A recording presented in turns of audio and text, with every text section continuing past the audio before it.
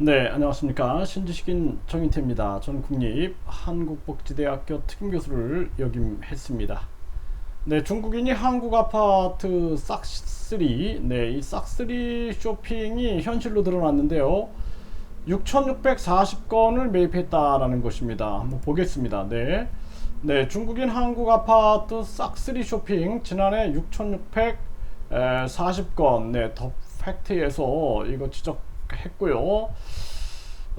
그리고 이 문제점이 뭐냐면은 외국인들이 우리 한국인들 같은 경우에는 국내 부동산 규제가 있는데 외국인들한테 미적용된다라는 거죠. 역차별 논란이 빚어지고 있는 거고요. 외국인이 해외 대출을 통해 국내 부동산에 투자하는 경우 대출 규제 적용이 불가능하다라는 거죠. 그래서 중국에서 대출 받아가지고 국내 부동산에 투자할 수도 있겠죠. 대출 규제 적용이 불가능하고 중과세 대상 판별이 어렵다라는 거죠. 그래서 다주택 보유에 관해서 중과세가 있는데 세대당 주택수를 기준하는데 실태 파악이 어렵다라는 거죠.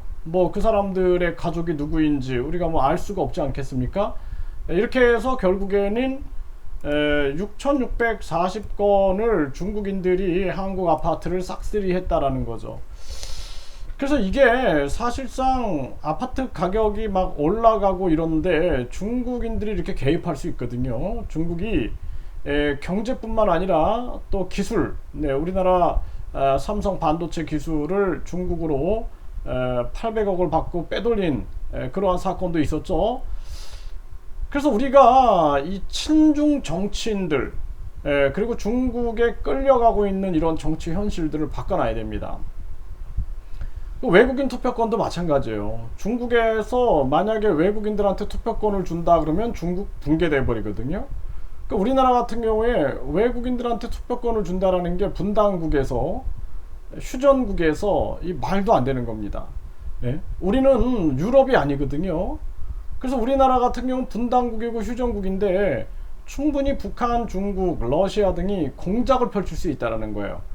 우크라이나 보세요. 결국에는 친러 세력들이 분리 독립을 해버립니다. 우크라이나에서. 이런 게 벌써 세 곳에서 나타나고 있죠. 그러니까 한국 같은 경우에는 이런 부분들을 보고도 이런 안보에 대한 생각을 하지 못한다 그러면은 이거는 굉장히 위험한 정황이다, 저는 그렇게 생각을 하고요. 윤석열 정부가 다행인 것이 지금 한미 동맹을 다시 강화하고 이러한 부분들은 아주 다행이라고 저는 봅니다.